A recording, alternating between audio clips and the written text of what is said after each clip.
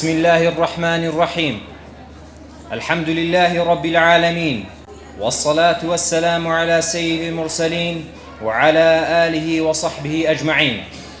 أمرو سواری سەفەری 1444 کۆچی بەرامبەر بە 1 نۆی 2022 زاینی بەڕێوەبەرایەتی پەروەردەی نووسینگەی دەزگای نووری حیکمە هەڵدەستێت بە سازدانی ئاهەنگی کۆتایی هاتنی خولی هاوینەی منداڵ و نێوجوانان.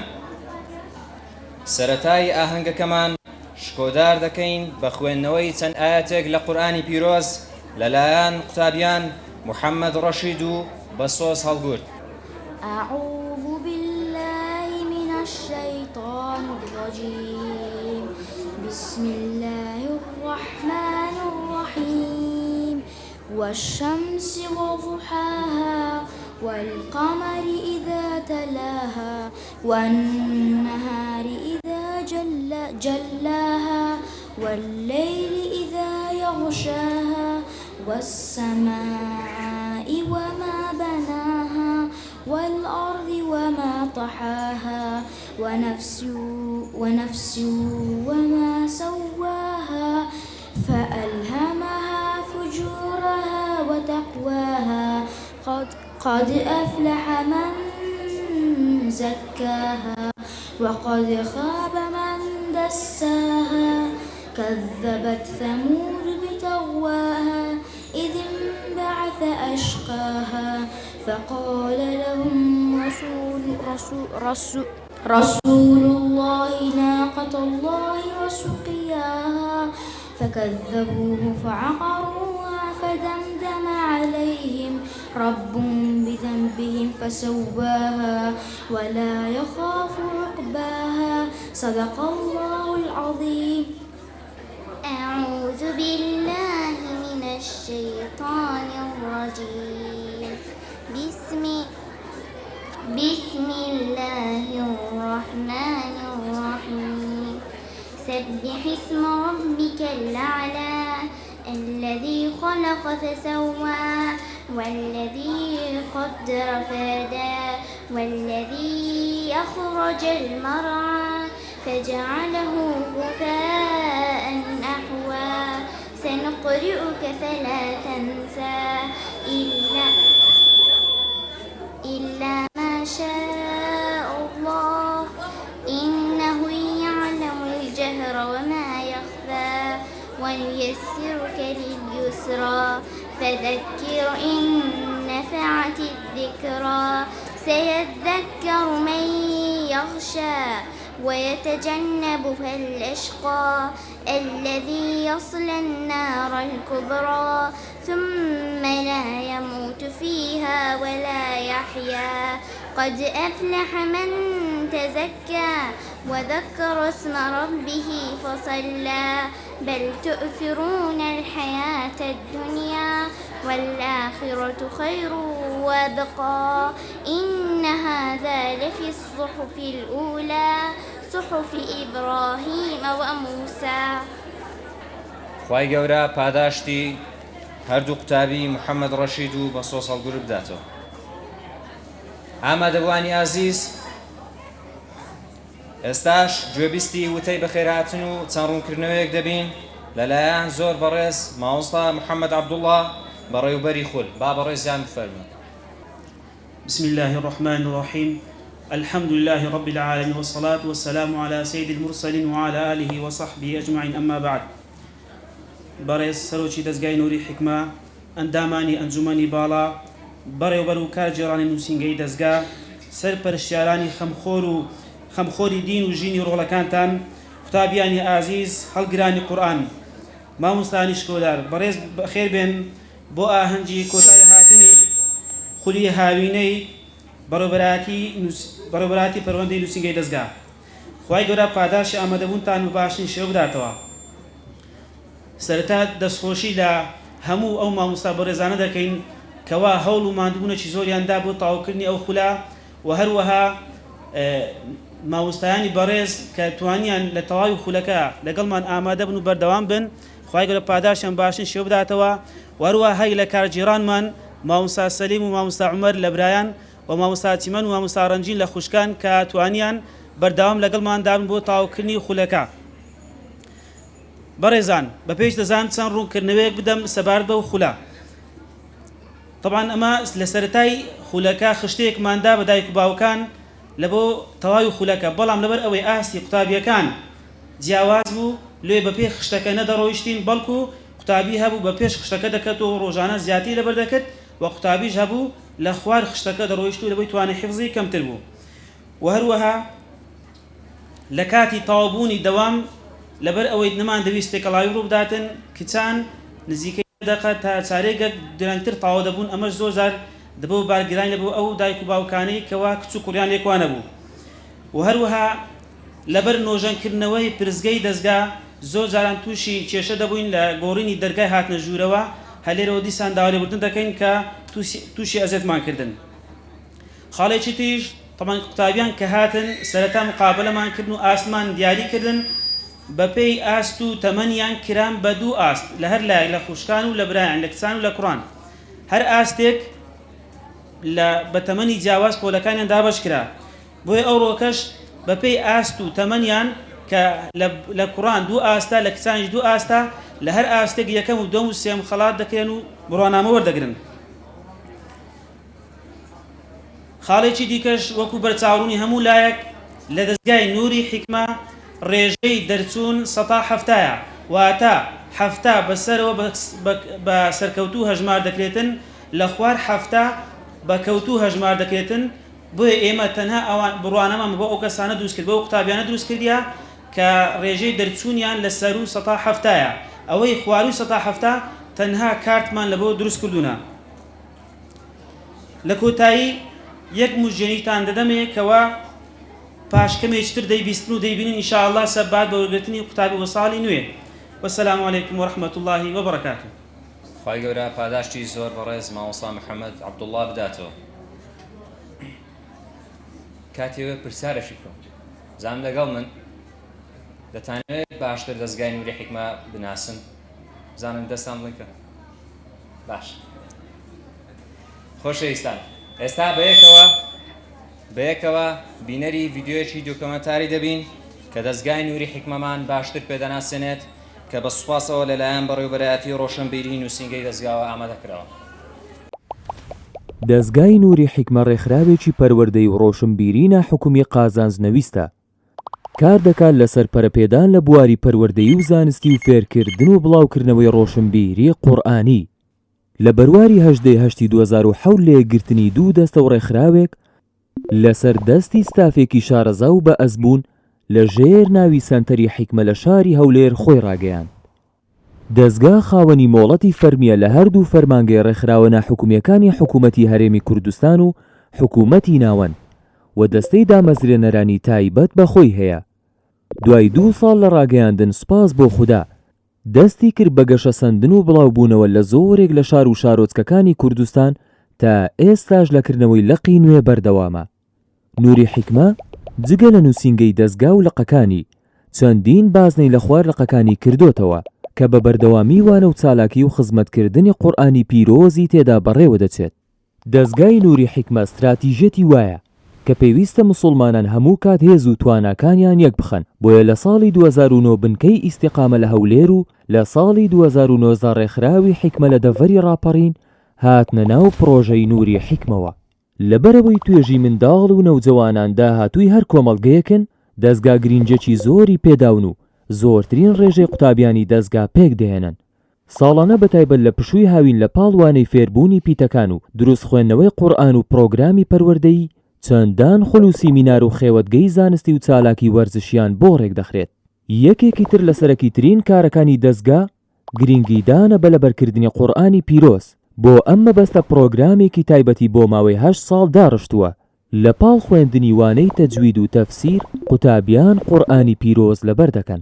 بۆ ئەو قوتابیانەشی کە تا مەزرۆترن و توانای لەبەرکردنیان زیاترە بەشی تایبەتی بەهرەدارانی کردوتەوە و لە ماوەی 3 ساڵدا تەواوی قورئانی پیرۆز لەبەر دەکەن.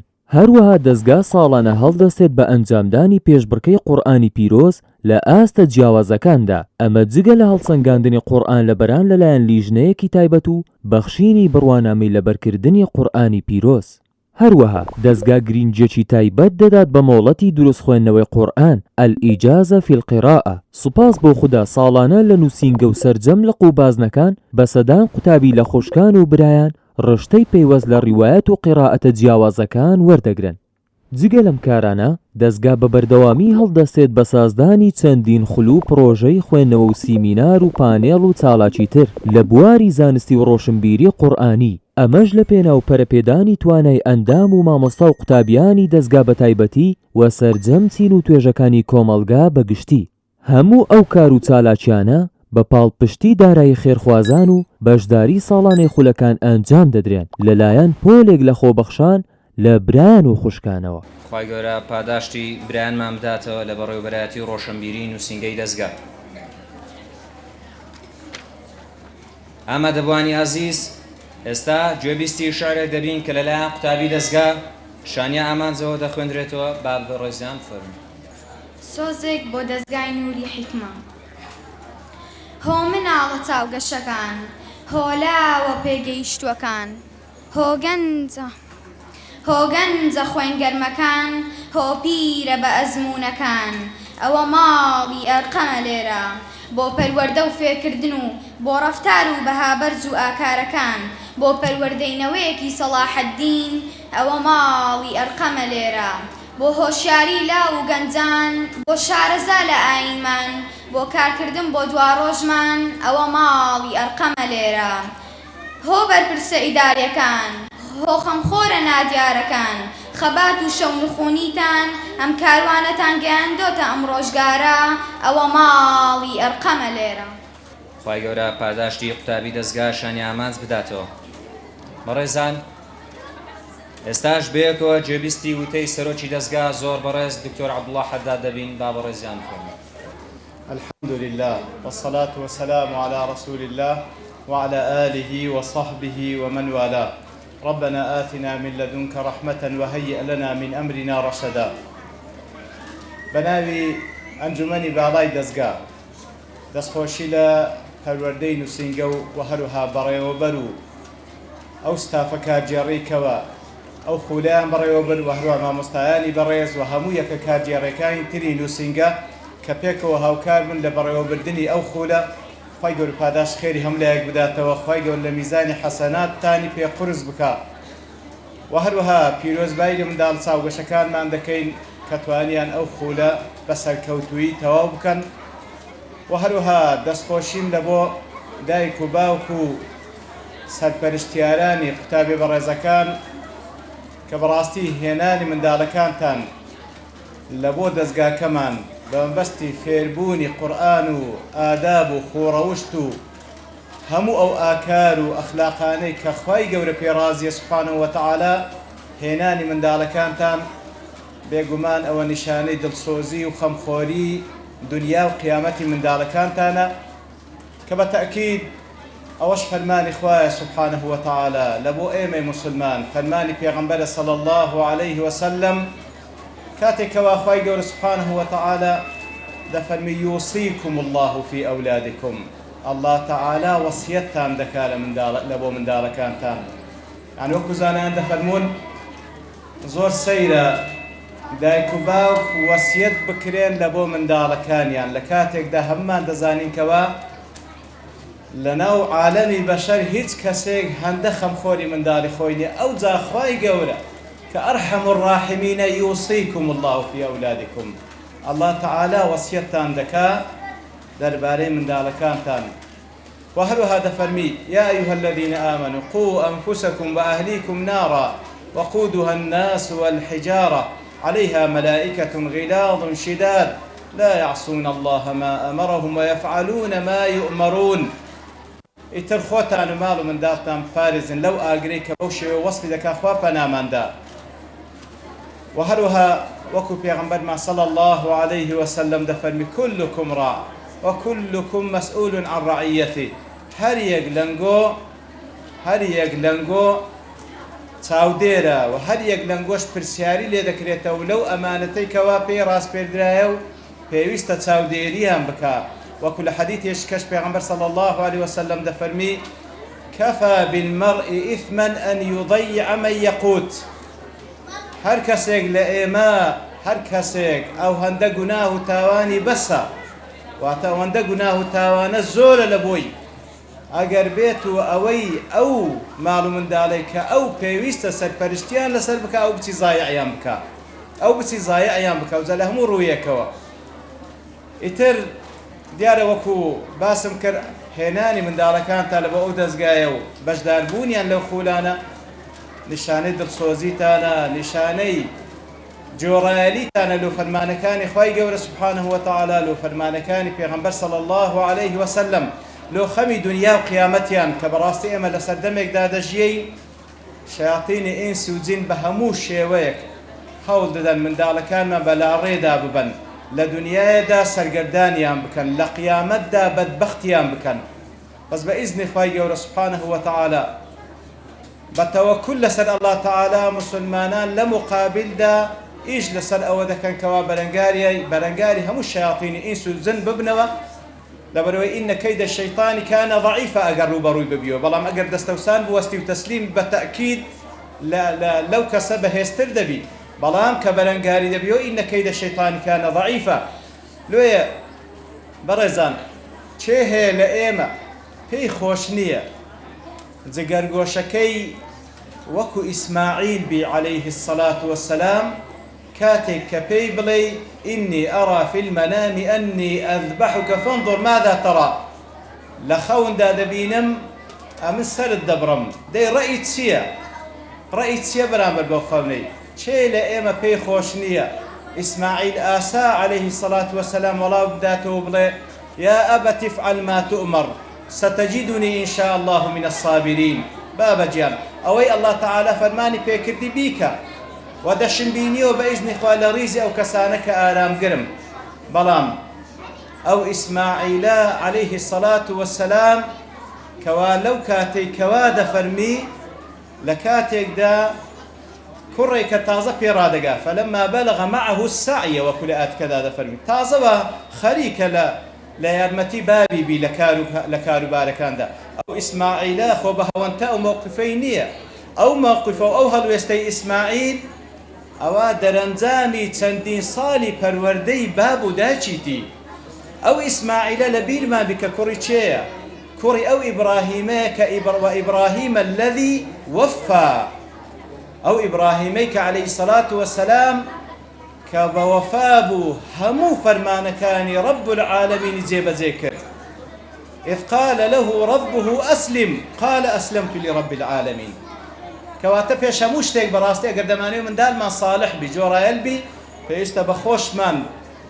وليخشى الذين لو تركوا من خلفهم ذرية ضعافا خافوا عليهم فليتقوا الله وليقولوا قولا سديدا کەواتە پێش هەموو شتێک دەتەوێت منداڵ صالح بی دەیت بە خۆت صالح بی دەیت بە خۆت صالح بی اینجا چاوەڕوان بە منداڵەکەش صالح بی چاوەڕوانی ئەوە بە چونکە یەکەم قودوە لۆ منداڵی دیارە داک و بابینە یەکەم قودوە لۆ منداڵی داک و بابینە تەماشا دەکە ئیبراهیمە ئەو ئیسماعیلەی لێ بە پاشکەتیە هەر ئەو ئیسماعیلەیە دایکی ئەو ئیسماعیلەی چێیە خاوەنی ئەو هەڵوێستەیە کە لە صحیح بوخاریدا تۆمار کرا هەتا ڕۆژی قیامەتش کە ئەصح کتابین بعد کتاب الله دەخوێندرێتەوە ئەجیاری لەسەر پەروەردە دەبی کاتێکەوە دایکی ئیسماعیل کە ئیسماعیل هێشتا ساوایە ئیبراهیم بەجێیان دێڵیتن کاتێکەوە لەو جێگا چۆڵە و کەوا هیچ ئاوەدانیەکی لێ نییە هیچ ئاو سەرچاوەی ژیانیشی لێ نییە اینجا کاتێکەوە ئیسماعیل بەجێیان دێلیتن بە فەرمانی خوای گەورە سوبحانه وتعالى ئەو هاجەرەیە دایکی ئەو ئیسماعیلەیە خاوەن ئەو هەڵوێستە مەردانەیە کاتێکەوە بەس ئەوەندە تەئکید دەکاتەوە یا ئیبراهیم لە بۆ چێن دەرێ و لەسەر چە ئەساسێک بەجیمان دێری لەو جێگایکەوە هیچ ئاوەدانش لێ نییە کە ئەوش وەڵام ناداتەوە ئەو زەوت تێدەگا و دەفەرمی الله ئەمەڕەکە بهذا الله سبحانه وتعالى فرمان پێکردی فأشار برأسه النعم هەر سەری لۆ دەڵەقێنی بەڵێ قالت إذا لا يضيعنا كواتە الله تعالى ضایعمان ناکە کەواتە ئیسماعیل کوڕی ئەو هاجەرەیە کەواتە ئەوەلەن ئەگەر دەتوێت منداڵ صالح بی بە خۆ صالح بێت دوو ئەگەر دەتوێت منداڵ صالح بی چ پیا و چ ئافرەت پێش ئەوەی هاوسەرگیری بکە پێویستە هاوسەرگیری لەگەڵ ئەو کەسە بکە کەوا شەرع تەوجیهی دەکا. ئەگەر پیاوە پێغەمبەر صلی الله علیه و سلم پێی دەفەرمێ فەظفەر بذات الدین تەریبەت یەداک، هەوڵ بدە دەستت بگاتە خاوەن دینەکە، ئەگەر نا دەستت بە خۆڵ بی، دەستت بە خاک بی، خەسارەتمەند دەبی. ئەگەر ئافرەتیشە عینی پێغەمبەر صلی الله عليه وسلم تەوجیهی دەکا ئیذا ئەتاکم من تەڕضەونە دینەه وخلوقه فزەوجوه، خاوەن دین و ئەخلاق بی ئەو جا کچەکەی خۆتان شوکەکەی خۆتانی بدەنێ. کەواتە ئەوە بەڕاستی ئەوە لە ضمنی ئەوەیە کەوا دەتوێت منداڵی صالحت هەبی. ئەو جا دوایش پێویستە بە پەروەردە هەیە هەر لە یەکەم ڕۆژی هەر لە یەکەم کاتی ئیلتیقای لا حەرجە فی بەیان دین ئەو پیاوە ئەو ئافرەتە پێغەمبەر صلی الله علیه و سلم فێری کردینە دوعایەک بخینی کە بەخۆشت پارێزراوی لە شەیطان و هەروها ئەو منداڵەی کەوا لێشیان بە پاش دەکەوی پارێزراوی لە شەیطان. اینجا کە لە دایک دەبی ئەو منداڵە فێری کردینە بە گوێی ڕاستترین وشە لە بنگوێی بخوێنی کەوا بانجی تەوحید و ئەڵڵاه ئەکبەرە. ئەو جا دوایە فێری کردینەکەەوە عەقیقەی لە بۆ بکەین. عەقیقە کە پێغەمبەر صلی الله علیه و سلم دەفەرمی هەموو منداڵێک مەرهون بعەقیقەتیه، وەکو زانایان دەفەرمون واتە ئەو منداڵ وەکو بلێ لە ڕەهنە، کاتێکەوە عەقیقەی لۆ دەکرێ ئازاد دەبی لە ڕووی مێشک و دڵ و دەروون و نەفسیەت و جەستەوە ئازاد دەبی و ئیتر گەشە دەکا، ئیتر بەو شێوەیەی پێدا بێ. ئەو جا لە خلالی ژیانیدا هەتا لە بەردەستە وەکو لوقمان ئاسا سلامی خوای لێسەر بی یا بنەیە لا تشرک بالله إن الشرك لظلم عظیم، لەسەر عەقیدەی تەوحید پەروەردەی بکە. ئەو جا فێری عیباداتی بکە یا بنەیە ئەقیمی الصلاة و نەک هەر یەک جاریش وەکو خوای گەورە لە سوورەت تاها فێرمان دەکا وأمر أهلك بالصلاة واصطبر عليها، زۆر سەبری لەسەر بگرە، زۆر سەبری لەسەر بگرە، بە جارێک و دوو جار و سێ جار و دە جار واز مەینە، بەبەردەوامی لەگەڵی بە. يا بني أقم الصلاة وأمر بالمعروف وانهى عن المنكر واصبر على ما إلى آخره. لو آتانك لقمان وصيت كركيدك وهروها أويك على سنة في غنبر صلى الله عليه وسلم لسنة أصحاب يالان سلف أمتهاتيا تبرزان دیارە وەکو باسم کرد کە ئێمە ئێستا لە ظروف و زەمەن و لە ژینگەیەک دادەژێن بە حەقەت بەمانەی کەلیمە تەربیەت و پەروەردەکردنی منداڵ قورس بووە. وەکو برایەک ڕۆژێکیان دەیگوت وەڵڵاهی ئەگەر خوای گەورە یارمەتی نەدا زۆر زەحمەت، بە فعلیش وایە ئەگەر خوای گەورە یارمەتی نەدا زۆر زەحمەتە، لەبەر وەسائلی خراپ زۆر بووە. ئیتر دەمێنێتەوە چێ؟ دەمێنێتەوە دایک و باب و ئەو کە وەکو فەزلێکی خوای گەورە ئەو دەستگا پەروەردەییانە کە دەستگاکەی ئێمە ئەلحەمدولایەکێکە لەو دەستگایانە ئەو دەستگا پەروەردەیانەی کەوا لە خەمی کوڕ و کچی ئەو میلەتەدان کە بەڵێنیاندا لە خزمەت قورئانی پیرۆز جیلێک پەروەردە بکەن، هەم لە بۆ خۆیان کەسێکی چاک و ساڵح بن، هەم کەسێک بن دەوروبەر و ئەوە لەنداک و باب و کۆمەڵگار سایاندا بحەسێتەوە و کەسانێکی موسلح بن. ئیتر بەڕاستی زۆر گرنگە بەڕێزان کەوا فعلا وەکو لە خەمی منداڵەکانتاندان بەردەوام بین لەو خەمەدا هەتا ئەو کاتەی وەکو بە خاوێنی وەرمانگرتێ لە خوای گەورە سبحانه وتعالى وەکو پێغەمبەر صلی الله عليه وسلم دەفەرمی یولد كل مولود على الفطرة، لەسەر فطرەت تەوحید و خواناسی خوای گەورە ئەو منداڵە پاکەی پێبەخشینە، هەوڵ دەین بەو پاچەی تەسلیمی بکەینەوە یان بەو پاچەی بەجی بێڕین هەتا لە ژیان داینە تا وەکو بە ڕۆچی سپی بچینەوە خزمەت خوای گەورە. ئەگەر نا واللهی ئێمە لە گچکەی زایعیان بکەین، واللهی کاتێک ئێمە گەورە دەبین و پێویستمان بە ئەوان ئێمە زایع دەکەن و لە خوای گەورە دەپاڕێمەوە لەو کەسانە نەبین کە نەزایعیان بکەین، نە ئێمە زایع بین، لەو کەسانە بین کەوا سەربەرز بین، چاوڕۆن بین بە منداڵەکانمان هەم لە دنیا و هەم لە قیامەت دووبارە بەخێر بێن. وبارك الله فيكم وصلى الله وسلم على نبينا محمد وعلى آله وصحبه أجمعين وآخر دعوانا أن الحمد لله رب العالمين. خوای گەورە پاداشتی زۆر بەڕێز سەرۆکی دەستگا دکتۆر عەبدوڵڵاه حەداد بداتەوە. ئامادەبوانی ئازیز بەشداربوویەکی تری خولەکە سرودێکی بۆ ئامادەکردووین، ئەویش قوتابی ئەحمەد ئیبراهیمە، با بەڕێزیان بفەرمێت. من كردێکی بەدینم نەوای سەڵاح الدینم، من كردێکی بەدینم نەوای سەڵاح الدینم، ڕزگاری ئەم میلەتە لە ئیسلامدا ئەبینم، ڕزگاری ئەم میلەتە لە ئیسلامدا ئەبینم کوردێکی موسڵمانم من ڕۆڵەی کوردستانم کوردێکی موسڵمانم من ڕۆڵەی کوردستانم خەڵاتم بانگی خوایە بۆ گەل و نیشتیمانم خەڵاتم بانگی خوایە بۆ گەل و نیشتیمانم من کوردێکی بەدینم نەوای سەڵاحەددینم من کوردێکی بەدینم نەوای سەڵاحەددینم ڕزگاری ئەم میلەتە لە ئیسلامدا ئەبینم ڕزگاری ئەم میلەتە لە ئیسلامدا ئەبینم کوردێکی بەغیرەتم دێش بە زوڵم و زیلەتم کوردێکی بەغیرەتم دێش بە زوڵم و زیلەتم هەرگیز دەست بەردەر نابم لە خاک و لە میلەتم هەرگیز دەست بەردەر نابم لە خاک و لە میلەتم من کوردێکی بەدینم نەوای سەڵاحەددینم من کوردێکی بەدینم نەوای سەڵاحەددینم ڕزگاری ئەم میلەتە لە ئیسلامدا ئەبینم ڕزگاری ئەم میلەتە لە ئیسلامدا ئەبینم من کوردێکی دڵپاکم دەربەدەر و بێخاکم من کوردێکی دڵپاکم دەربەدەر و بێخاکم هەزار جۆر ئاوارم کەن هەر بەندەی خودای تاکەم هەزار جۆر ئاوارم کەن هەر بەندەی خودای تاکەم من کوردێکی بەدینم نەوای سەڵاحەددینم من کوردێکی بەدینم نەوای سەڵاحەددینم ڕزگاری ئەم میلەتە لە ئیسلامدا ئەبینم ڕزگاری ئەم میلەتە لە ئیسلامدا ئەبینم کوردێکی خاوەن هۆشم ئاو خاکم نەفرۆشم کوردێکی خاوەن هۆشم ئاو خاکم نەفرۆشم بۆ سەربەستی و ئازادی تەواو شەیدا و پەرۆشم بۆ سەربەستی و ئازادی تەواو شەیدا و پەرۆشم من کوردێکی بەدینم نەوای سەڵاحەددینم من کوردێکی بەدینم نەوای سەڵاحەددینم ڕزگاری ئەم میلەتە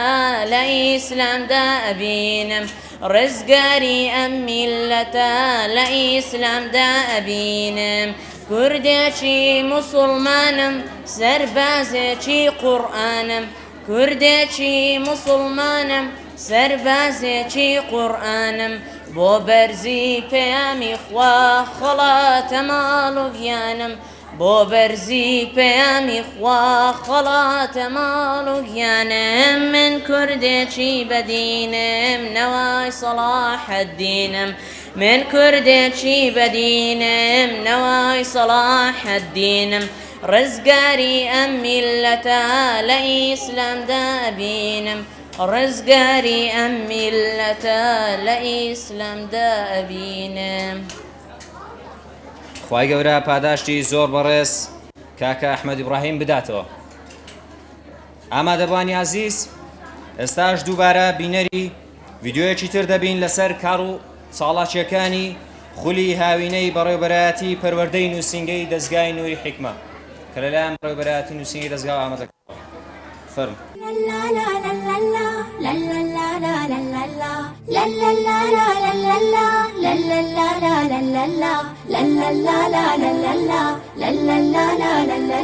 شکری خۆ بکە ئینسانی باجێ بێنە فەرمانی بەخششی بێشومارن لا جەستەی خۆتا دیارن سەیری لاشت چەنێ جوان سەر هەڵبڕا بۆ ئاسمان بیرکاوە لەم گەردوونە لا دەور و بەر لەم بوونە قاچت هەیە پێی بڕۆی دەستت هەیە پێی بخۆی سیما جوان و دڵبەرە نەخشی خوای داهێنەرە شکری خۆ بکە ئینسانی باجێ بێنە فەرمانی بەخششی بێشومارن لا جەستەی خۆتا دیارن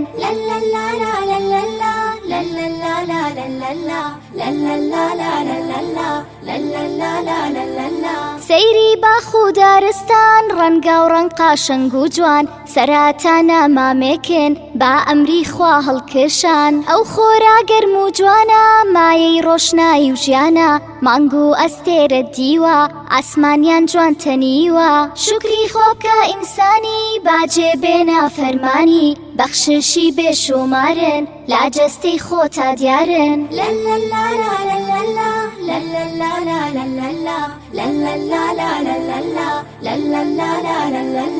دایکمان خاڵاتی خوایە میهرابان لە ماڵایە تاکو گەورەمان داکات خزمەت داکات بێوچان باوکی پێداین گەورەی ماڵ پڕ لا دانایی و کاماڵ بەتوانە و ئەهلی دڵن لا بەخچەی ئیمان گوڵن شکری خۆ بکە ئینسانی باجێ بێنە فەرمانی بەخششی بێشومارن لاجەستەی خۆتا دیارن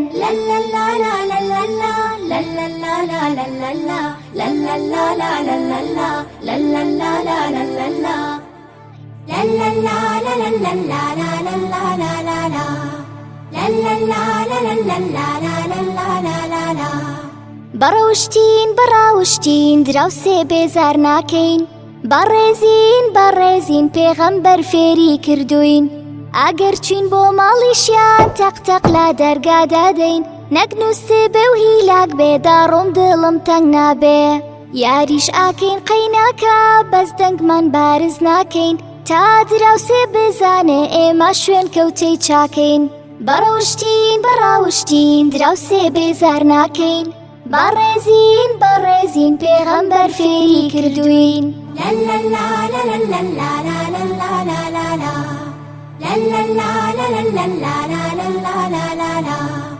گەر دایکمان چێشتی لێنا دراوسێ لا بیر ناکەین ئاوەش تاکو بێزانن ئێمە خاریکی چاکەین گەر دراوسەی تازەش هات داچین داڵێن با خێر بیت ئەم ناوەتان ڕووناکرد یاخوا پێتان پڕ خێر بێت بەڕاوشتین دراوسێ بێزار ناکەین بەڕێزین پێغەمبەر فێری کردوین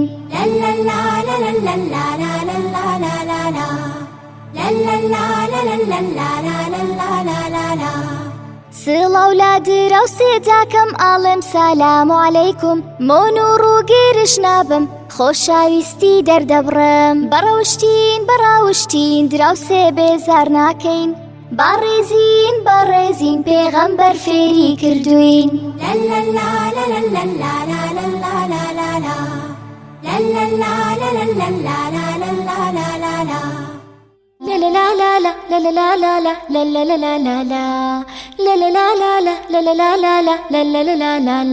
خودای میهرەبان پەیداوم پێنج هەستاکە بۆن بینین بیستن تام دەستیشمان بۆ دەست لێدا داد و چاوی پێداوم تا بیبینم شتاکان قەڵام بۆیە و یاریەکان تۆپ لە کاتی شوت لێدان قورئان کاتێ دەیخوێنم جوان جوان پێیان دەبینم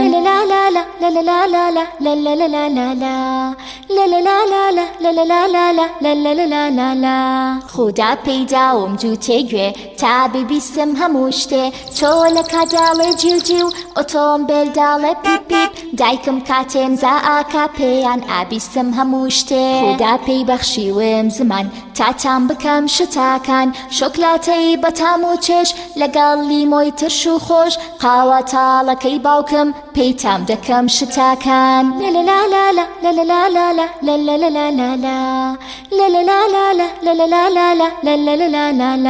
خوددا پەیداوم لوتێ جوان تا بۆن بکەم شتاکان بۆنی کێکی بەلازات بۆنی عەتری بەقیمەت بۆنی گوڵی سوور و جوان پێی بۆن دەکەم شتاکان خوددا پەیداوم دەستاکان دەست بدەم لا شتاکان کەروێشکی فڕوانەرم کوپاشیری زۆر گەرم تۆ پەڵا بەفری زۆر سارد دەست ئەدەم لە شتاکان لەلەلالالە لەلەلالالە لەلەلالالە لەلەلالالە لەلەلالالە لەلەلالالە خودای میهرەبان پەیداوم پێنج هەستاکە بۆن بینین بیستن تام بۆن بینین بیستن تام بۆن بینین بیستن تام دەستیشمان بۆ دەست لێدان لەلەلالالە لەلەلالالە لەلەلالالە لەلەلالالە لەلەلالالە لەلەلالالە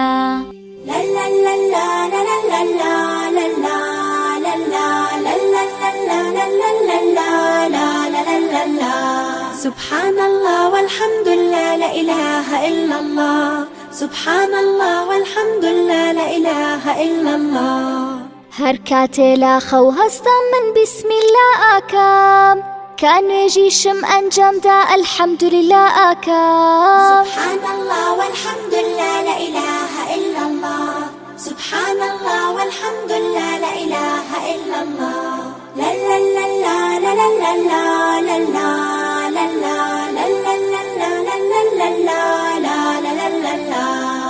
کاتێ دەستم بە خواردن کرد ئاڵێم بسم الله لا پاش تاواو بوونیش ئاڵێم الحەمدولله سبحان الله والحمد لله لا إله إلا الله سبحان الله والحمد لله لا إله إلا الله خوای گەورە پاداشتی برایانمان بداتەوە لە بەڕێوە برایەتی نووسینگەی دەستگا. ئامادەبوانی عزیز، ئێستاش کاتێوەیە کۆتایی بێنین بە چاوەڕوانیمان. داوا لە زۆر بەڕێز مامۆستا محەممەد عەبدوڵڵا دەکەین بەڕێوەبەری خول بفەرمێت بۆ خوێندنەوەی ناوی یەکەمەکانی خول و دابەشکردنی خەڵات بەسەریاندا. بسم الله الرحمن الرحیم.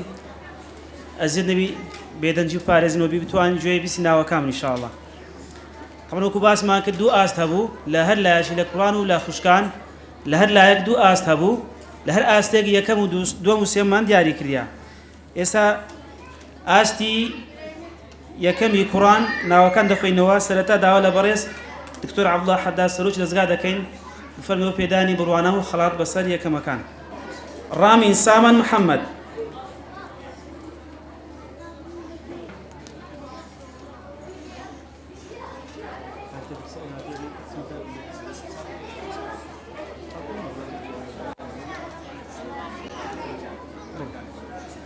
ڕەوا زوبێر محەممەد،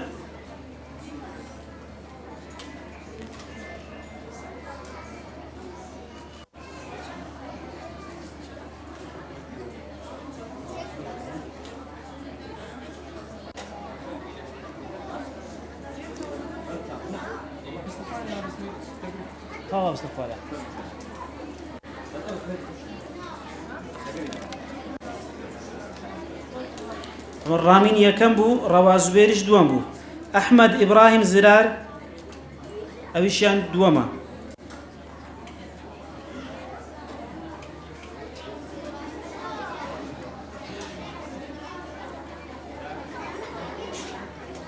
سێمین قوتابی کە دووەم بووە محەممەد ئەحمەد ڕەضا.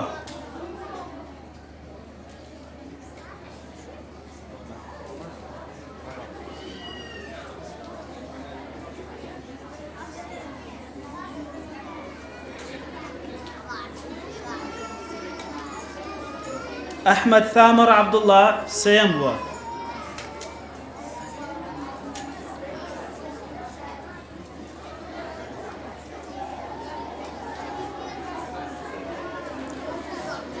موسا ئیحسان تاهیر دەرچووە بە سێیەم.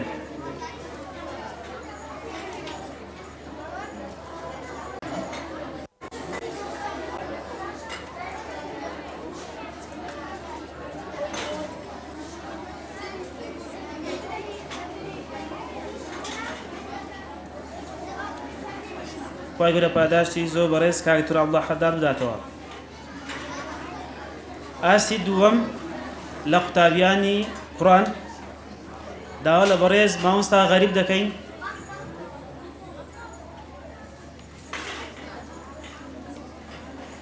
بەڕێوەبەری گشتی پەروەردەی دەستگای نووری حیکمە مامۆستا غەریب عەزیز.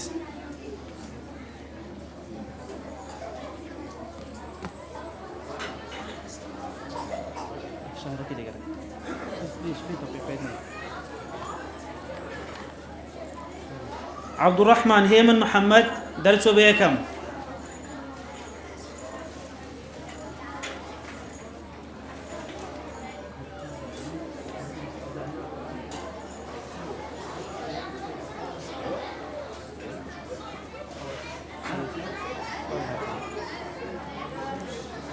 محمد هوا خليل درسوا بيكم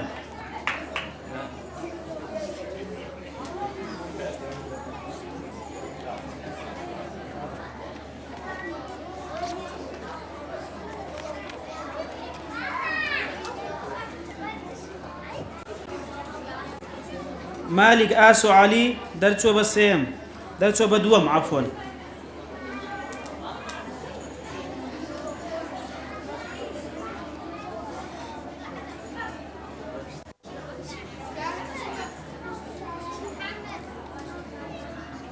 مصطفى حسين عولا درسوا بدوم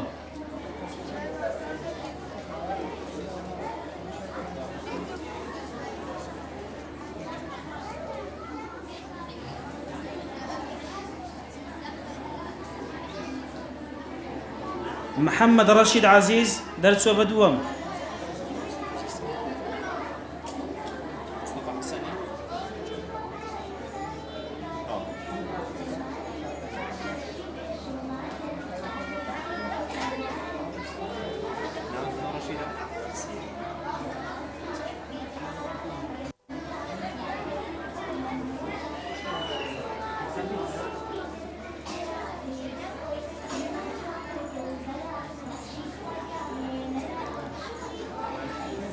محمد زرزيس خضر درسوا بسيم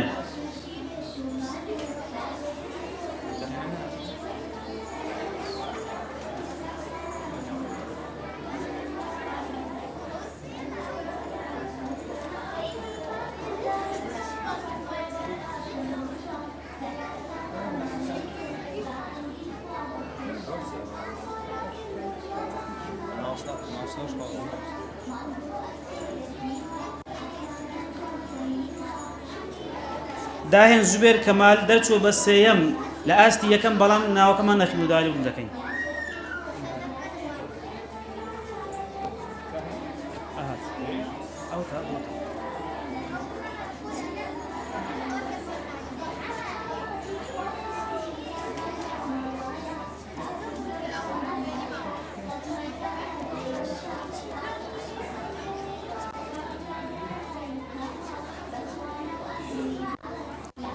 خواهی گوره پاداشی بەڕێز مامۆستا غەریب بداتەوە.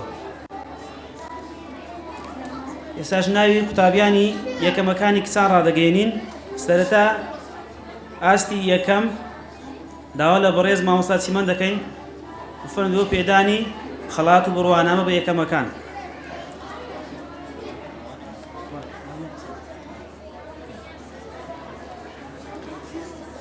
خەمدان محەممەد سەلام دەرچۆ بە یەکەم.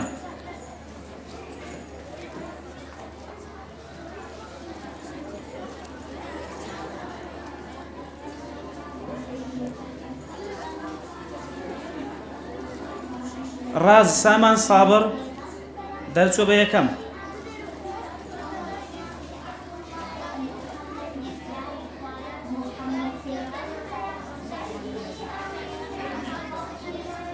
عفوا ڕاز سامان چوتە عەمرە یارە لێرە نییە مۆڵەتی وەگرت بوو.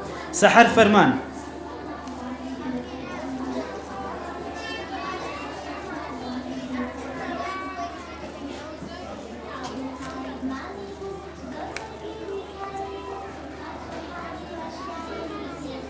یارە بازیان محەممەد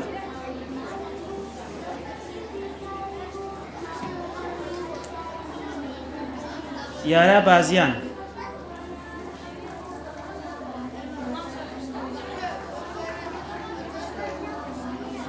چی؟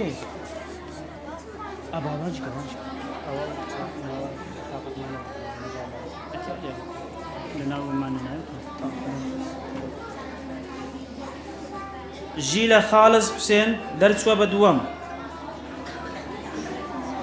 ئەوەش لە عەمرەیە خوا لەیان قوبوڵکە. نور شوان حوسێن دەرچووە بە دووەم.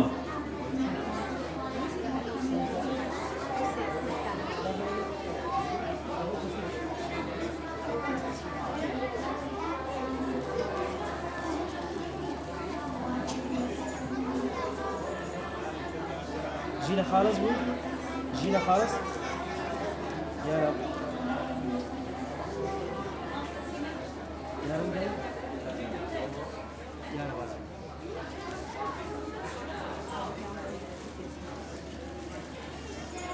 زیلان زێبار دەرچووە بە دووەم.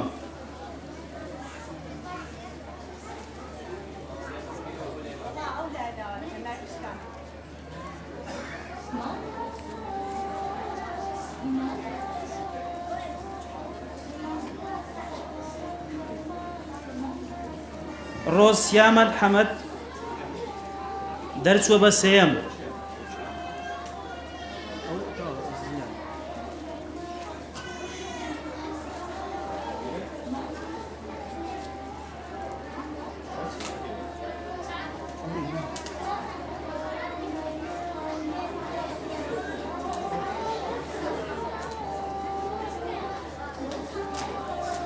سۆز فەرەیدون دەرچووە بە سێیەم.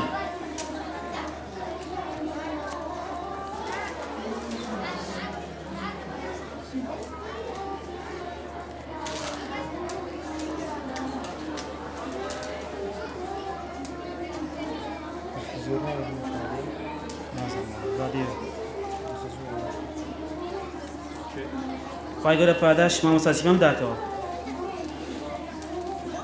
داوا لە بەڕێز مامۆستا ڕەنجین دەکەین فەرمو پێدانی خەڵات و بڕوانە بەسەری یەکەمەکانی ئاستی دووەم لە کچان.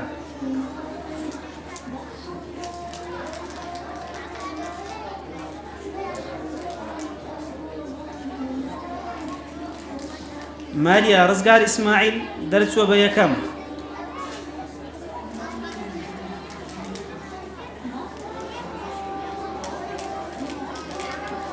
ڤینا نەوشیروان ئەحمەد دەرچووە بە دووەم.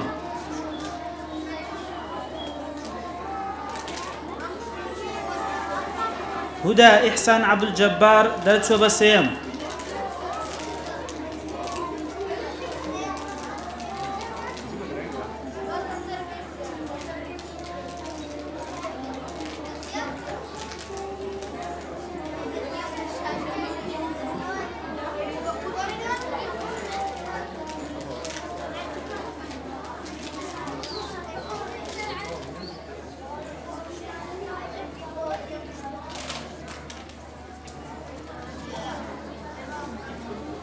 خی گەورە پاداش مامۆستا ڕەجیم داتەوە پشوەشی کورد وەردەگەین و بژدەکەمان دەبەخشین و ڕایدەگەێنین دواتر دەگەڕێنەوە بۆ خوێندنەوەی ناوی سەرکەوتوەکانی تر.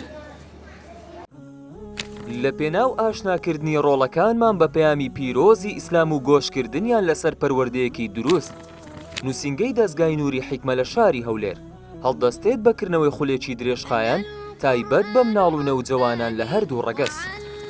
لە خولەکەدا ئەم بابەتانە دەخوێندرێت: جوان خوێندنەوەی قورئان، ئەتەجوید، فێربوونی پیتەکانی قورئان، لەبەرکردنی قورئان، ئاداب و ڕەوشتی ئیسلامی، سەرڕای چەندین چالاکی تری زانستی و تەرفیهی هەمە جۆر. تەمەنی بەشدار بوو پێویستە لە نێوان 8 ساڵی بۆ 15 ساڵی بێت. بەڕێوەچوونی خول لە کاتی بەیانیان دەبێت. قوتابی لە 6 ڕۆژی هەفتە تەنها 1 ڕۆژ دەوام دەکات کە لەگەڵ دەوامی قوتابخانە بگونجێت. وانەکان لەلایەن ستافێک لە مامۆستایانی بە ئەزموون دەگوترێنەوە. لە بەرواری 1 2022 ناونووسین دەست پێ دەکات و دواکات بۆ ناونووسین 30 2022 دەبێت. بۆ ناو تۆمارکردن سەردانی پرزگەی دەستگای نووری حیکمە بکە. ناونیشانی دەستگا هەولێر سەر ڕێگای کۆیە پشت مزگەوتی مەولانە خالیدی نەقشبەندی تەنیشت پارچی کانیاو. یا پەیوەندی بکە بەم ژمارە مۆبایلانە بۆ ناو تۆمارکردنی کوڕان 0750 818 8581. بۆ ناو تۆمارکردنی کچان 0750 732 86. بەڕێزان ئەو مژدەی کە باسمان کرد لەبەر ئەوەی زۆربەتان پرسیارتان دەکرد کێنجینی ناونووسین دەبتۆ بۆ دائیمیەکەی بۆ بەردەوامیەکەی ئەوەی دیتان پرۆژەی بەردەوامیەکەی ئینشاءالله دەتوانن لە ڕێی ئەو ڕقم تەلەفۆنانەوە ناوی منداڵەکانتان بنووسن بۆ بەردەوامبوونیان لە دەستگای نووری حیکمە، یان دەتوانن لە ئێستا لە پرزگا ناوەکانیان بنووسن. وردەکاریەکەش ئەوەش لە پرزگە دانرایە و لە ڕێکلامەش باس کرا. بەڕێزان ئێستا سەرکەوتوانی کچان یەکەم زار دەخوێنینەوە پاشتر ئیقوران. سەرتا داوا لە بەڕێز مامۆستا بێگەت ڕزگار دەکەین بفەرمێ بۆ پێدانی بڕوانامەکان. مارینە ئەحمەد ڕەضا.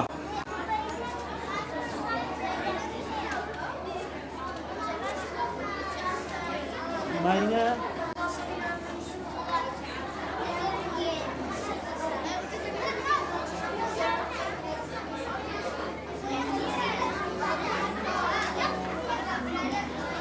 ئەژین کەرخی سەمەد.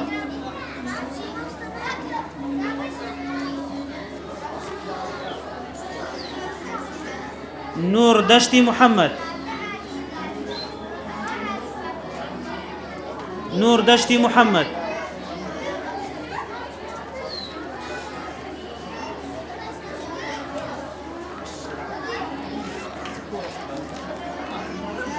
سۆز سامی حوسێن. سۆز سامی حوسێن. تکایە ئەگەر ڕێگاکە بەردەنەوەی بتان قوتابیەکان بە زووترین کات بگانە لەمان.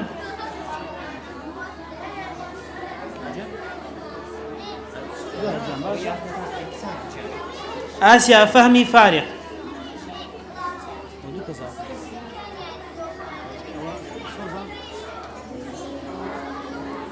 ئاسیا فەهمی فارغ. نور هیوا مصطفى.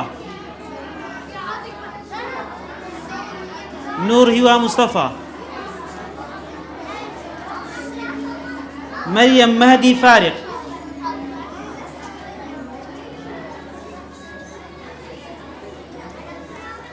آنيا شفان عبد النافع. تکایە بکرێ بێدەنج و پاس توکاو قوتابیانە پشتەوە گویان جێبیسمان نابن.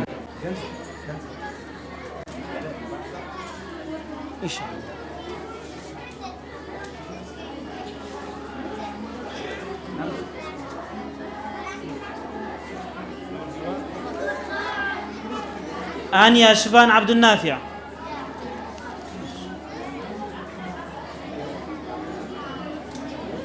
مروة إسماعيل مصطفى. مروة إسماعيل مصطفى.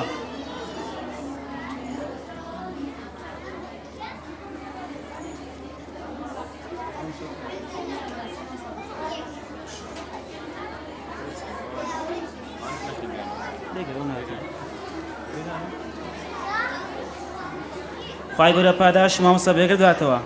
داوا لە بەڕێز مامۆستا هاژین عەبدولجەبار دەکەین بفەرمێ بۆ پێدانی بڕوانامە بەسەر سەرکەوتووەکان.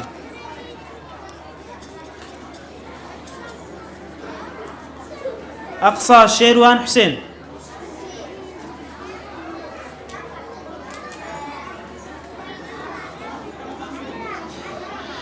ئیسرا ئیسماعیل عەلی. إسراء إسماعيل علي.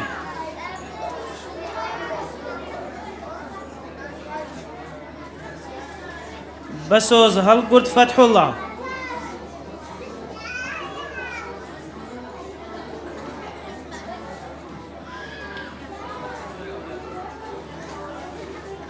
دارون ريبوار حسين.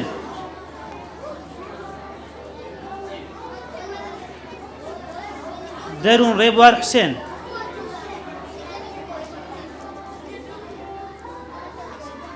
جشبين كاروان أسعد.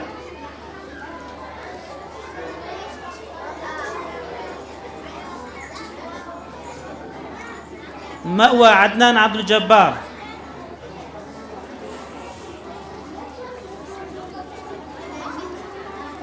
مأوى عدنان عبد الجبار.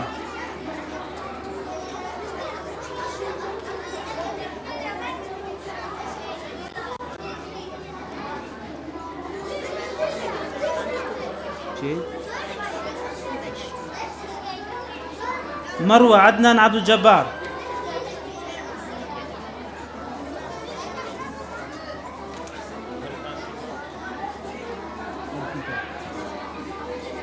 مروة عدنان عبد الجبار. دينا سامي ولي. دينا سامي ولي. هردوشان خی گەورە پاداش مامۆستا هەوژم داتەوە.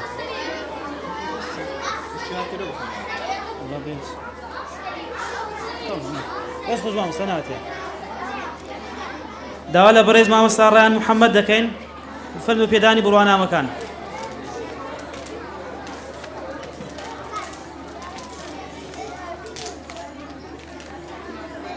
تابی لیندا لقمان محەممەد. لیندا لقمان محەممەد.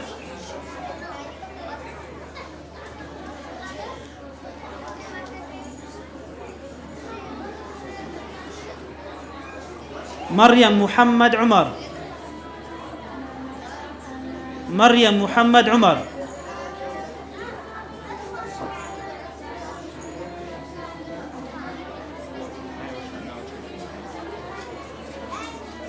نيان عبد الله مصطفى. نيان عبد الله مصطفى.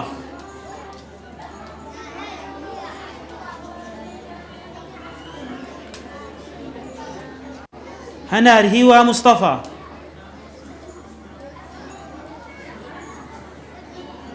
هنار هيوا مصطفى. هناء هيوا مصطفى.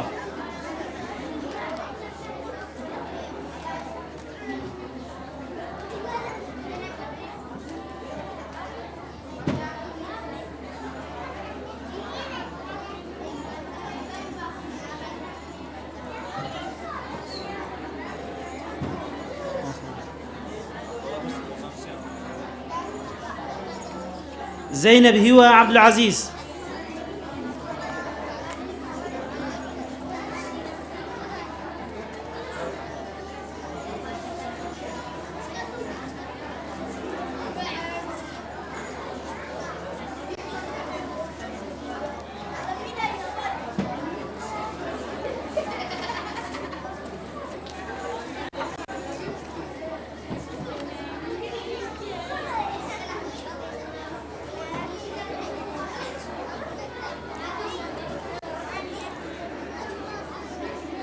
خی گەورە پاداش مامۆستا ڕیان محەممەد داتەوە. داوا لە بەڕێز مامۆستا ڕەیان ئەیوب دەکەین بفەرمو پێدانی بڕوانامەکان.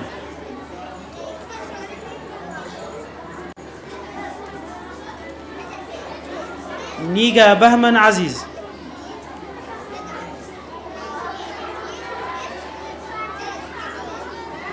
مروة إحسان طاهر. مروة إحسان طاهر.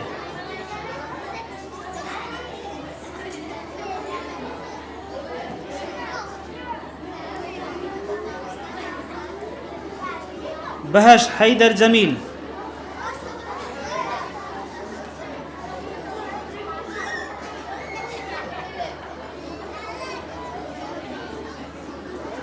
آمنة خالص ويسي.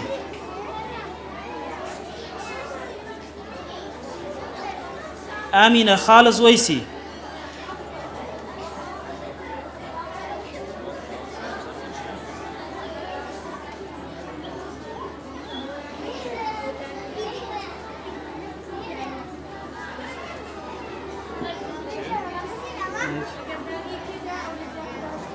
والله نازل كده يعني. ما سوي له آلا محمد إسماعيل.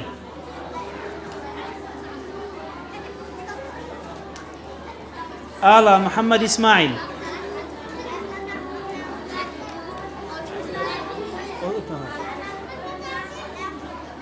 آية وشيار عمر. آية وشيار عمر.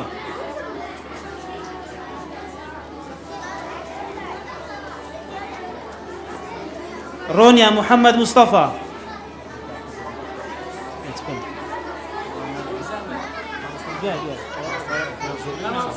رونيا محمد مصطفى.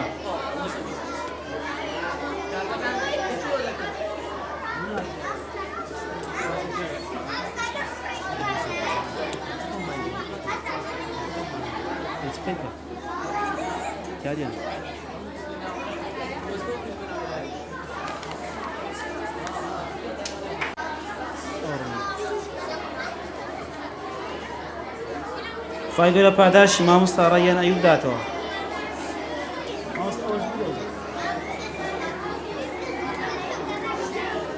داوا لە بەڕێز مامۆستا ڕەیان کەمال دەکەین فەرمە پێدانی بڕوانامەکان.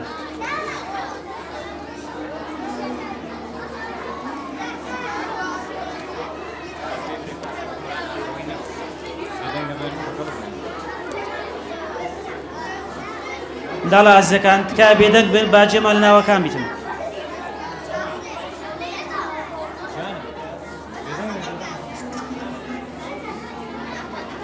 ئایا بازیان محەممەد؟ ئایا بازیان محەممەد؟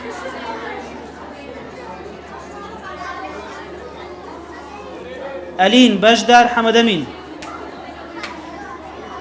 ئەلین بەشدار.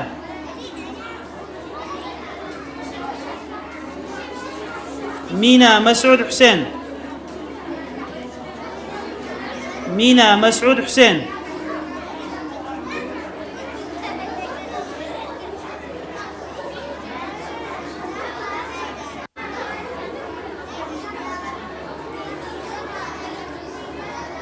هێوی هێمن زرار. هێوی هێمن زرار.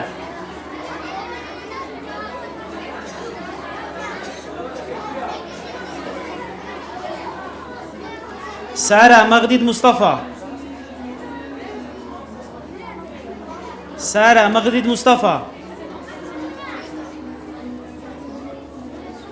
هيلين هوا خليل.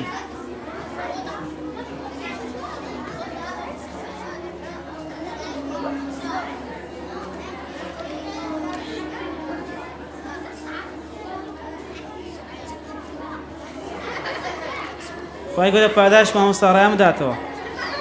داوا لە بەڕێز مامۆستا دیلان حاجی دەکەین فەرمە بۆ پێدانی بڕوانامەکان.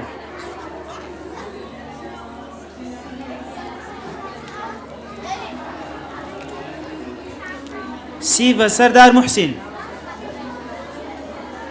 سیڤە سەردار موحسین. عائشة أحمد رضا.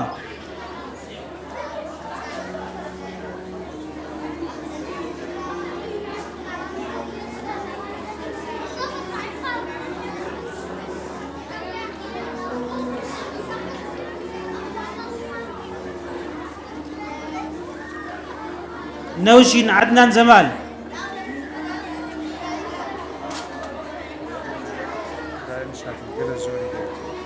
بهرة جوهر.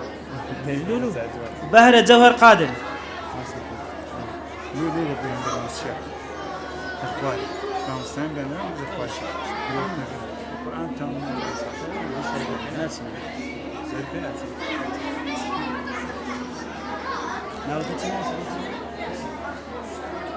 بهرة جوهر. جنة همداد عبد الرحمن.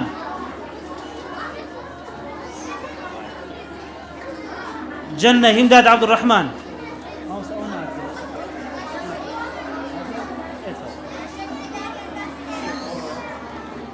سوز محمد صالح.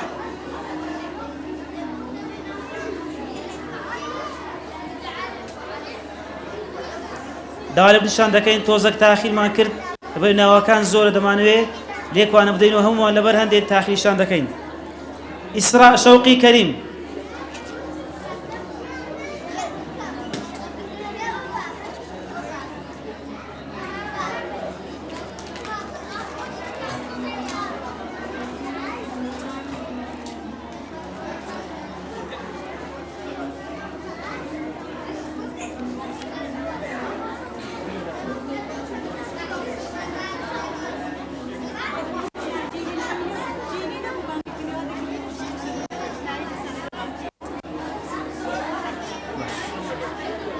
خی گەورە پاداش مامۆستا دیلام داتەوە.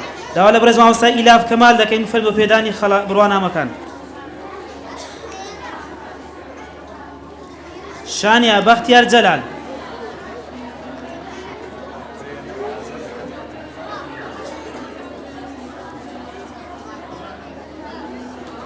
ئاڤار ئومێد عەبدوڵڵا. ئاڤار ئومێد عەبدوڵڵا.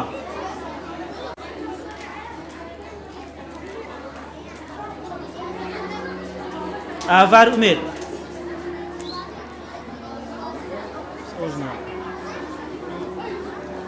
سیما شەهاب ئەحمەد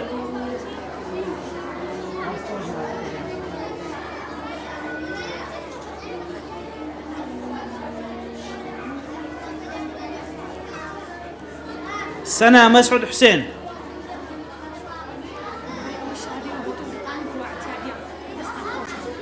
نور محمد قادر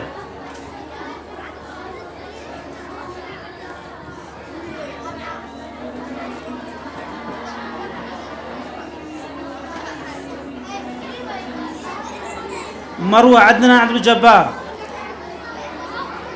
مروة عدنان عبد الجبار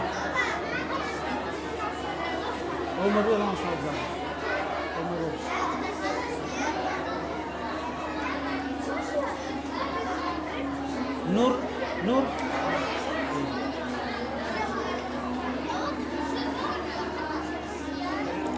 ستاهش شيروان حسين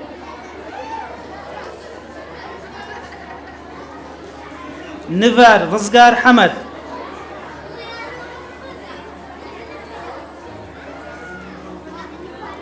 نفار رزقار حمد راز روى صباح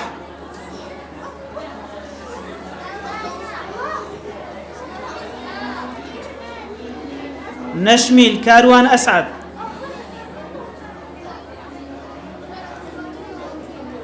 هيفر هيوا خليل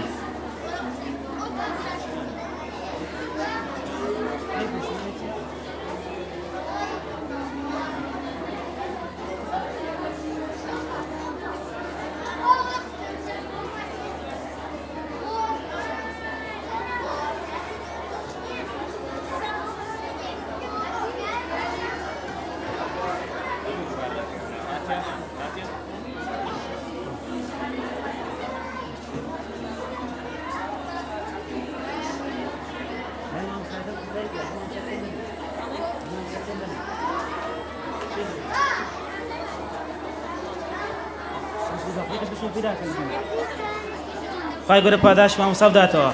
داوا لە بەڕێز مامۆستا گولباغ دەکەین بەرپرسی بەشی منداڵ نەوجوانان با بفەرمێت.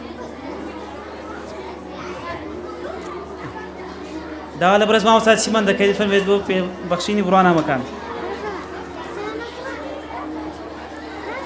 ئیسرا یعقوب غەریب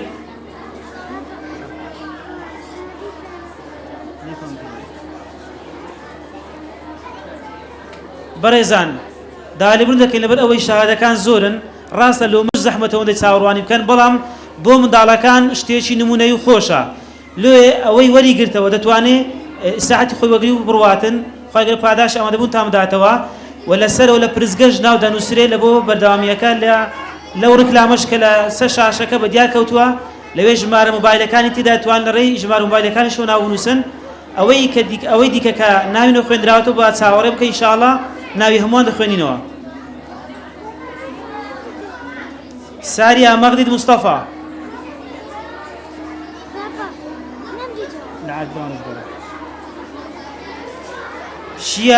شیاهی وهادی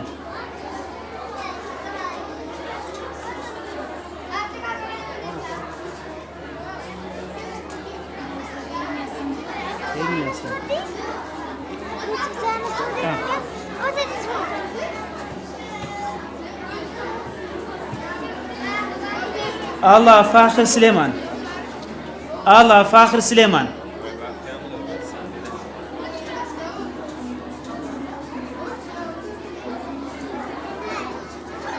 الله فاخر سليمان إيمان خالص ويسي إيمان خالص ويسي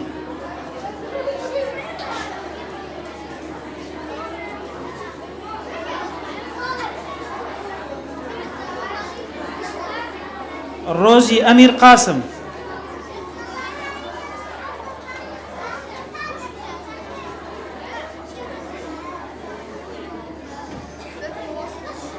إيمان هادي ظاهر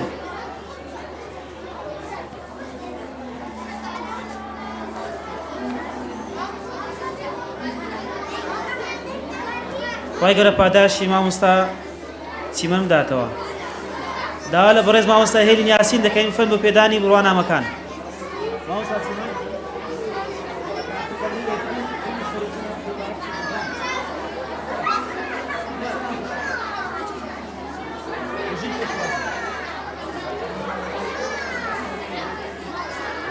ڕاز فەرەیدون کاکل ڕاز فەرەیدون کاکل دیە ئاسۆ ئەحمەد دیە ئاسۆ ئەحمەد سایە ئازاد مامیل سایە ئازاد مامیل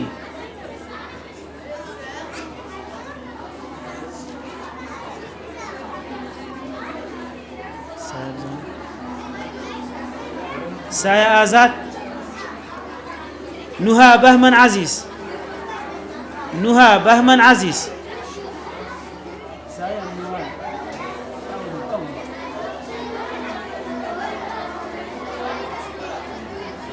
ڕۆژنا ڕێباز سەعەد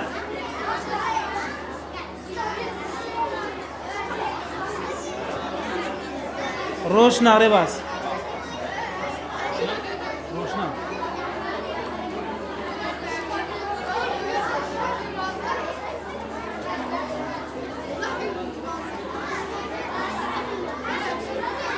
يارا دارا أحمد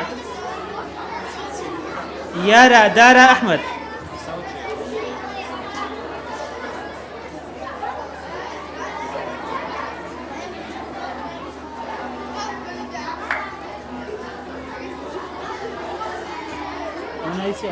يارا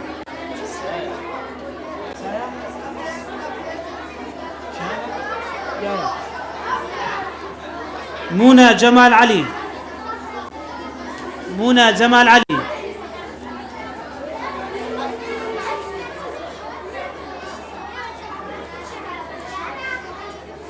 لنيا بختيار جلال لنيا بختيار جلال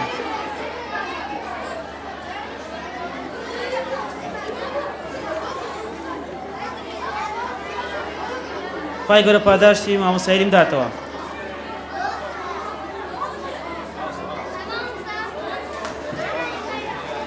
مامۆستا نهاتێت دەست بکە نهاتێ مامۆستا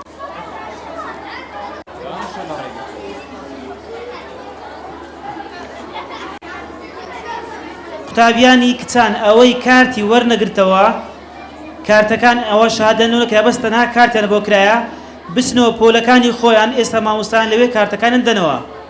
قوتابیانی کچان بچنەوە پۆلەکانی خۆیان لە ئێستا لەوێن دەر کارتەکان وەردەگرنەوە. با دایک و باوکان چاوەڕێکە لێکوانە ئەزت بچێشنە تاوەکو لەوێن دەر چوە قەرەباڵغەش سەرەوەش تەنها قوتابیەکان بچنەوە پۆلەکانیان لەوێ کارتەکانیان وەردەگرنەوە. ئێستاش ناوی کوڕەکان دەخوێنینەوە.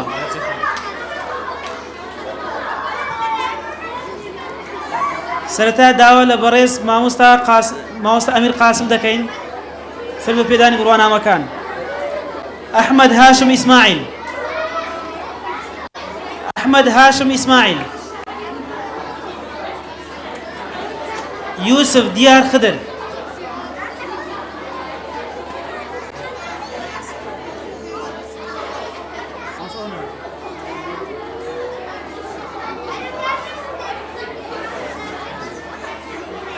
آدم مهدي فاروق آدم مهدي فاروق إبراهيم آسو علي إبراهيم آسو علي وإبراهيم آسو علي ياد بسام صالح ياد بسام صالح ياد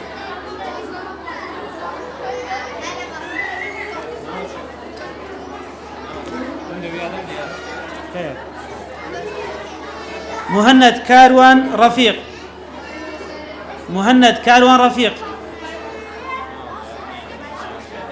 مهند نعم مؤمن شوان حسين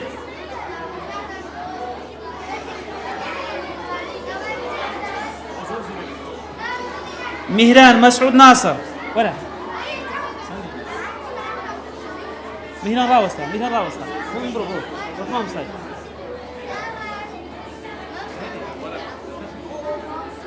عبد الله عمر فاروق. عبد الله عمر فاروق.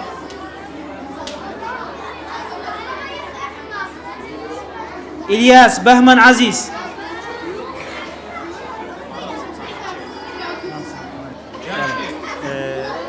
كان أوان سان نايك سان دي بنسن بالا برزقي كان بنسن نايك كان دانشتي ما دوران كدينا لا وين دينا يقول شو كده أولو لي ليستك أنا أدري محمد حسين عولا.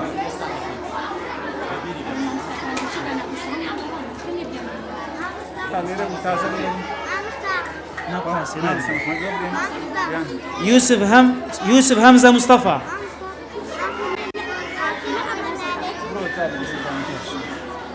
يوسف همزة مصطفى.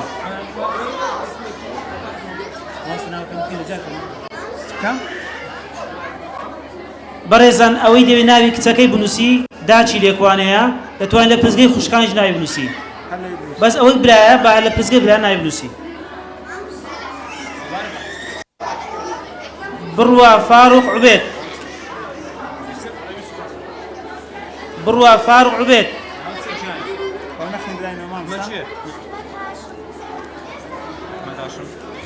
نمخي تو ناوي ناو نخي اليوم اوكي تمام ما بردان وين احمد هاشم ورا ناو كده وبدناها احمد هاشم اسماعيل باوان باهر احمد.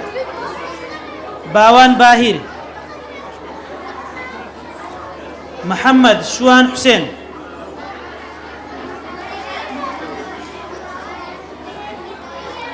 محمد شوان حسين. أسامة إسلام يوسف.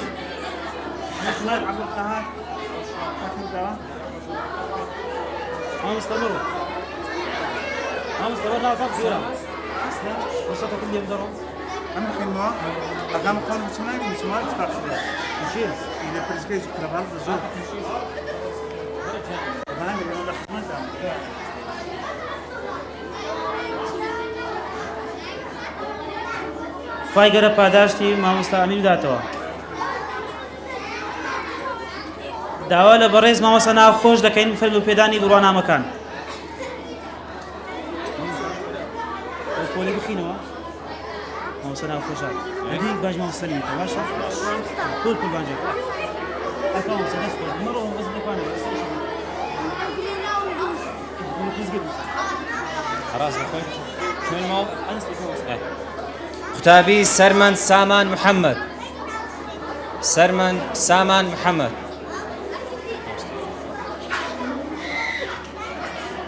كتابي محمد زبير كمال. محمد زبير كمال. محمد زبير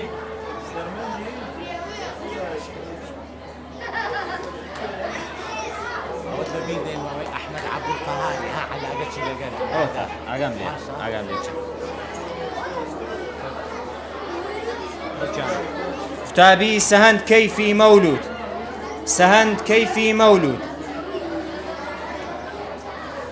سهندي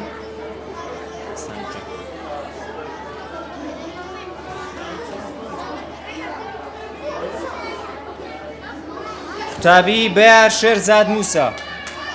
بيار شيرزاد موسى. كتابي مهيمن محمود فاخر. مهيمن محمود فاخر.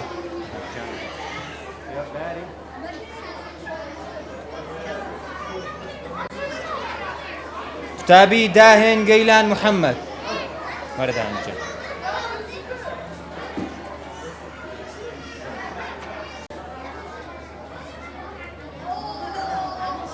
خواهی گوره پاداشی زور برز مامۆستا بداتەوە. ئێستا دەبینین داوا لە زۆر بەڕێز مامۆستا سەلیم دەکەین بفەرمێ بۆ بەخشینی بڕوانامەکان بە قوتابێکن.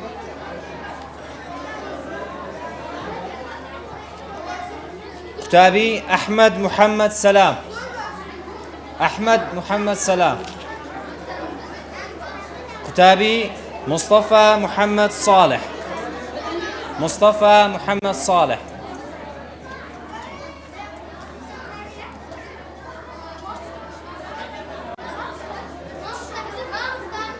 جانك ديت الناو ديت نوتسيو نوتسيو جان مبين أجن نوانين مصطفى أول تابي أحمد هوا مصطفى أحمد هوا مصطفى نات يا أي بس يروز بايلي كان باشا أي باش تابي يوسف هلمت معروف يوسف هلمت معروف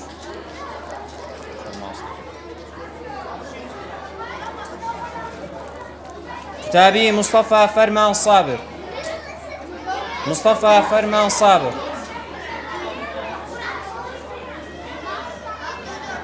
تابي مصطفى سعيد محمد مصطفى سعيد محمد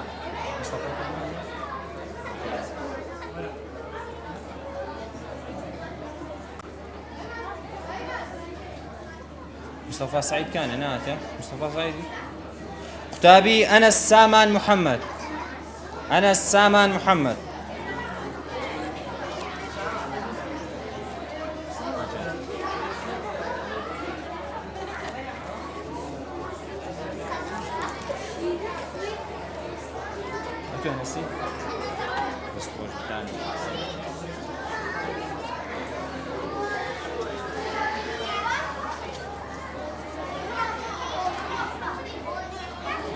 تابي داهات أحمد عصمت داهات أحمد عصمت والله بينات ياتبي تابي آسو حسين غازي آسو حسين غازي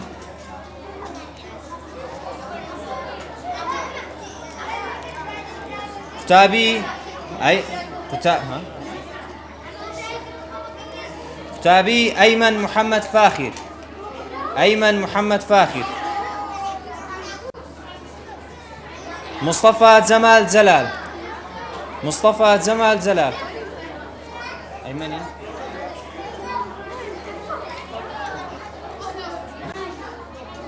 تابي أحمد صلاح الدين عزيز أحمد صلاح الدين عزيز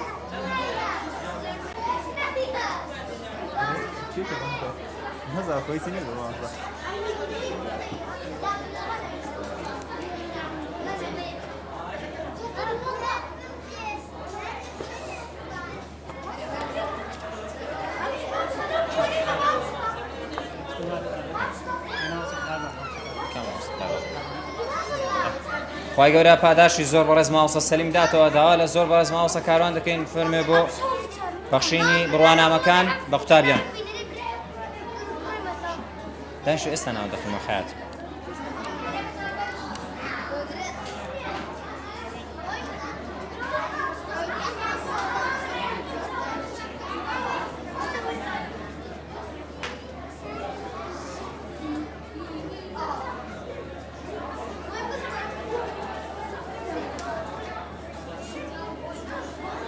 تابي رندي سامان صابر رندي سامان صابر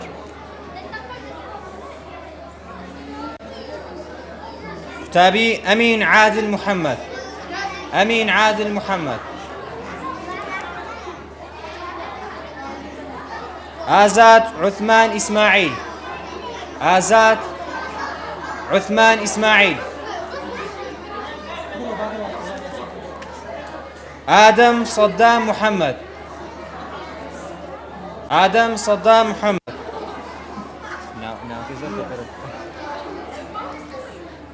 مريوان آسو رحمن مريوان آسو رحمن بروا زبير محمد علي بروا زبير محمد علي جانا شيتو ما شاء الله زور بخوشي دينا وناس اديتو تابي محمد مهدي مهدي محمد مهدي مهدي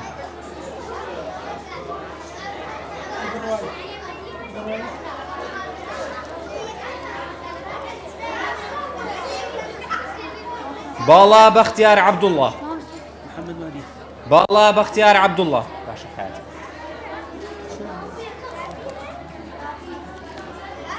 قوتابی ئەحمەد فارس عەلی ئەحمەد فارس عەلی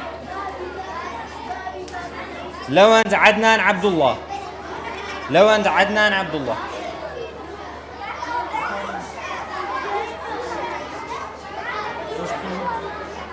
داود دارە هاتیە؟ باش باب دەستخۆشی مامۆستا تاوە خوای گەورە پاداشتی زۆر بەڕێز مامۆستا کاروان بداتەوە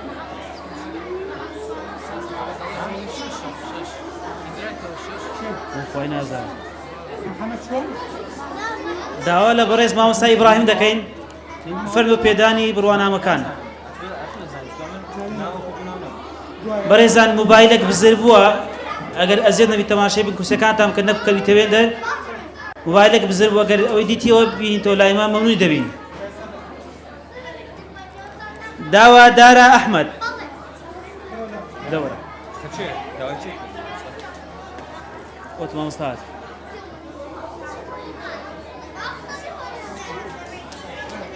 ئەیمەن بەشدار حەمەدەمین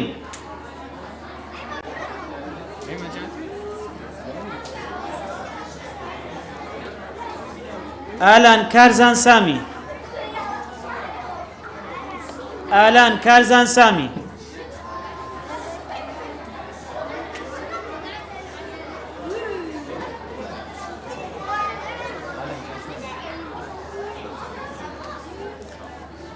محمد بابكر مصطفى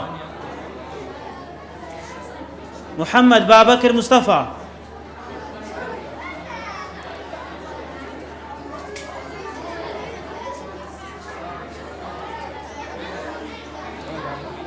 عبد الله أسعد محمد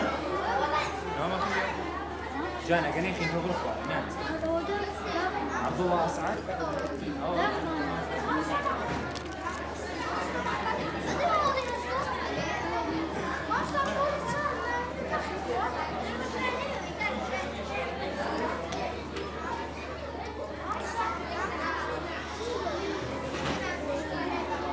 مبين شوان حسين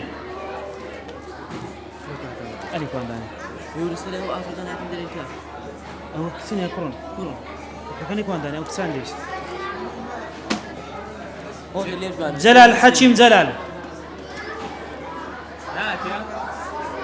عبد الله حكيم جلال ايش ناتي عبد الله حكيم آري طاهر أحمد آري طاهر أحمد سلام أحمد آدم كمال عبد الله آدم كمال سروان سيروان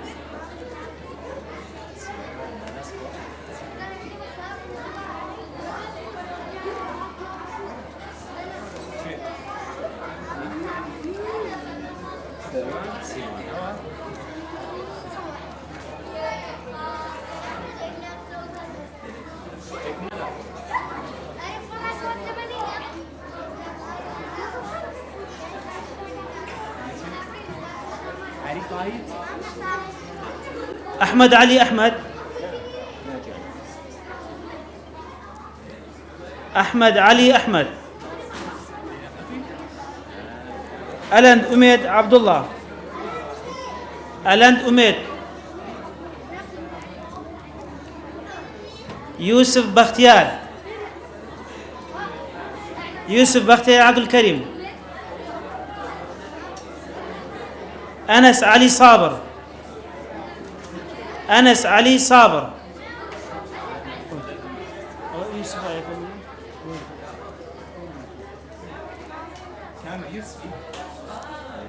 أنسي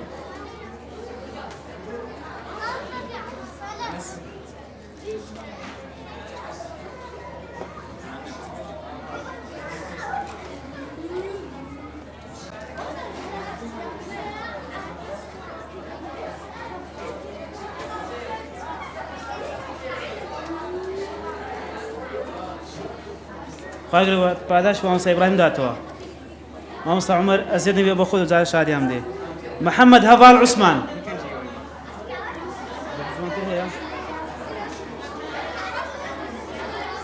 محەممەد هەڤاڵ عوسمان هاوکار یادگار نەجات هاوکار یادگار زمناکۆ نەسڕەدین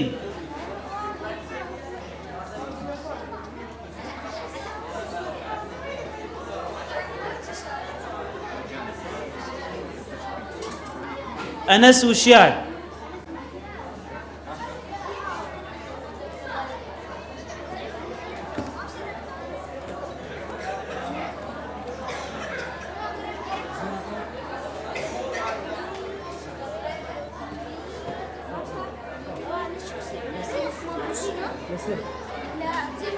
بەڵێ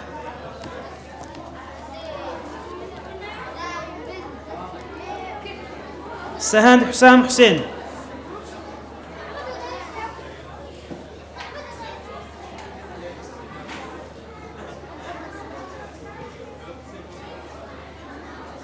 صەفا شێرزاد موسا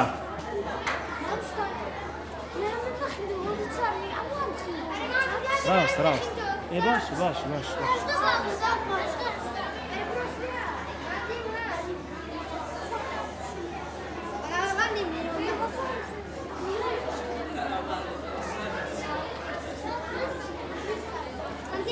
مؤمن حسن قادر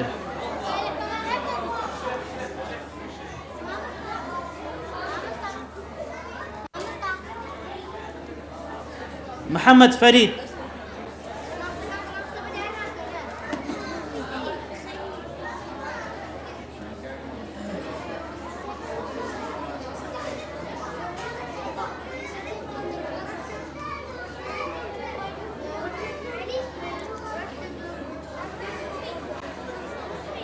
أحمد بازيان نفار بختيار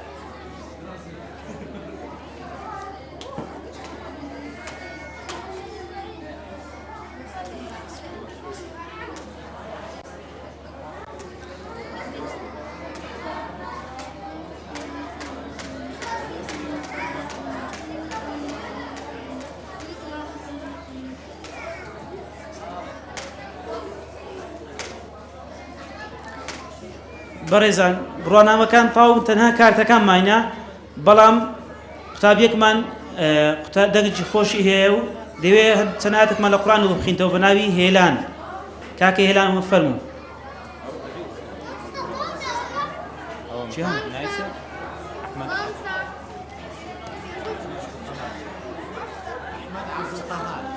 لە هۆڵی چەند بوو دەبی کارتی وەگربی ايش دخيل له؟ اوتا كاتب او دخيل له ولي ما دخيل تمام اوتا نبي احمد عبد القهار او هذه توبه سوا وانا من او كاتنا انا من ولي ما دخيل تمام كارتنا وانا من لا عندك كارت عندك شهاده احمد عبد